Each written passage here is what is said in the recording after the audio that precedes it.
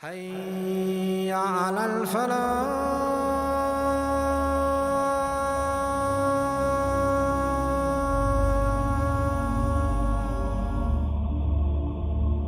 Story of a great king, a worshipper, a slave of Allah Azza wa Jal, who was probably not a prophet of God.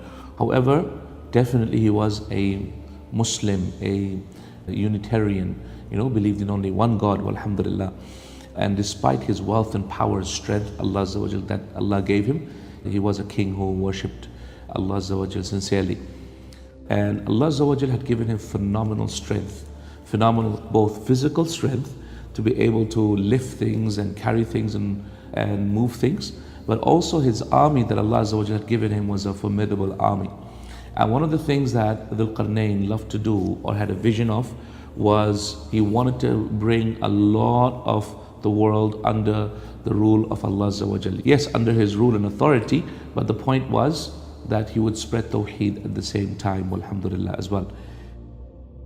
They ask you about Dhul Qarnain.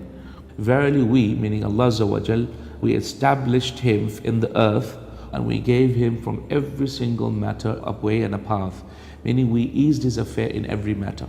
First of all, had no financial worries, he was a king. Secondly, he had no power issues because mashallah Allah gave him a huge army that was formidable. Also, many kings suffer from bad image, but no, he had a good image and people knew about Dhul Qarnain and they knew that he was a righteous king and that he was a pious man and he worshipped only one God and he was God-fearing, alhamdulillah. So he had a good name, alhamdulillah. Therefore his subjects did not fear him, they revered him and they praised him, and many of them loved him as well. His enemies feared him, and so even before he attacked them, enemies were almost destroyed by the fear that they had in their heart. So he took a path, meaning he wanted to go somewhere, so he took a path of travel until he had come to a place where the sun sets, meaning he went west. And when he went west, he found the sun going down in murky waters. What is this murky waters? Some scholars said it's the Black Sea. Others said no, it's the Aegean Sea. And upon that area he found a people. It was revealed to him, O Dhul Qarnain, do you want to punish them or do you want to leave them in goodness? So what does Dhul Qarnain choose to do? As for the one who has wronged himself, then we'll punish that person.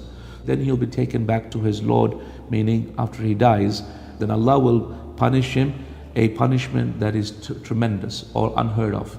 As for the one who believes and does righteous deeds, then I will give him good rewards. And I will say to him from my affair that which will be easy for him. Then he decided to move on and he took another path until he reached where the sun comes up. Some said it's Africa, some said it's Asia. Wallahu ta'ala alam. This would have been in the east somewhere. And he found that the sun was coming up over a people. We have not put from them, meaning from the sun, any covering for them against the sun. So they were basically savages who did not even have proper dwellings, who did not even cover themselves properly, who had basically almost no barrier against the sun, and they lived in the east.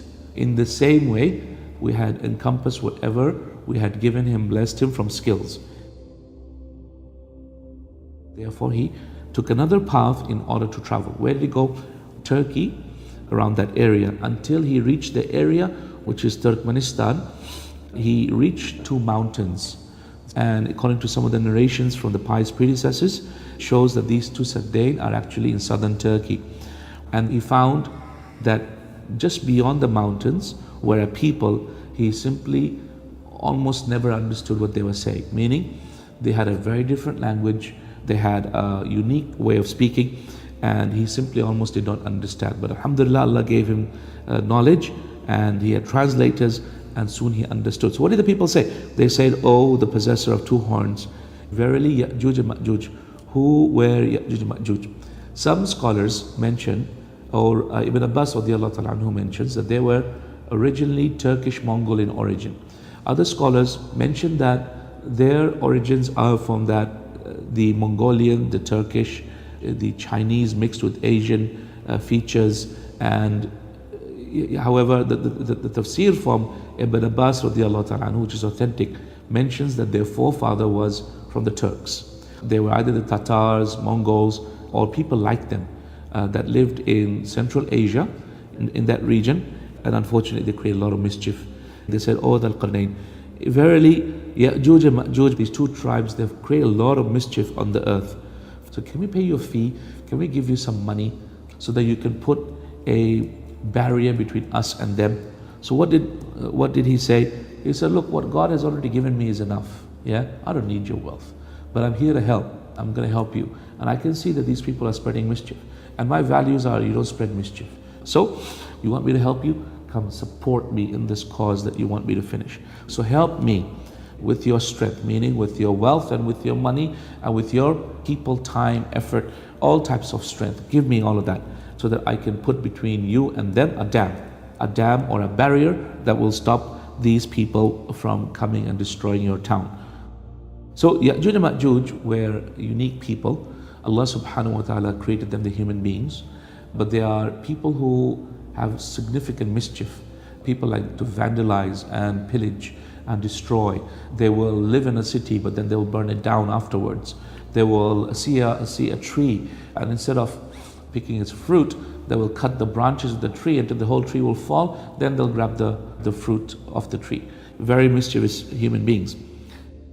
"Give me blocks of iron," and they were able to bring large pieces of iron to help Dhul Qarnain. So what did Dhul Qarnain do? He created big cauldrons, started to melt the iron until he had then closed off the gap between the two mountains. He said, "Now breathe into it," meaning blow into these furnaces so that the iron can melt, until this iron had now become molten lava, it had become fire. "Now give me copper so that I can mix copper into the iron." Now the copper, molten brass with iron forms a compound that is very strong, much more stronger than steel. This is the barrier that Dhul Qarnain created in order to stop Ya'juj and Ma'juj from coming. So therefore they could not pass this dam. He said, "This is a mercy from Allah Azza wa Jalla." In the authentic hadith, it is narrated that every single day Ya'juj and Ma'juj is trying to get out, every single day.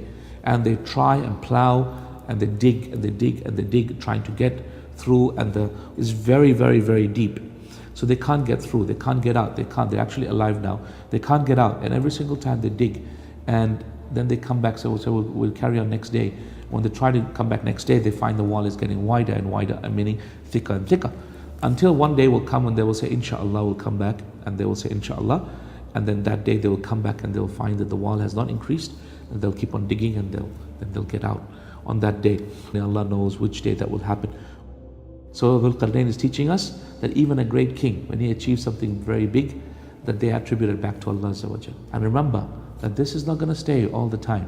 But if the promise of Allah Azza wa Jal comes, Allah will then destroy this barrier, and the promise of my Lord is always true.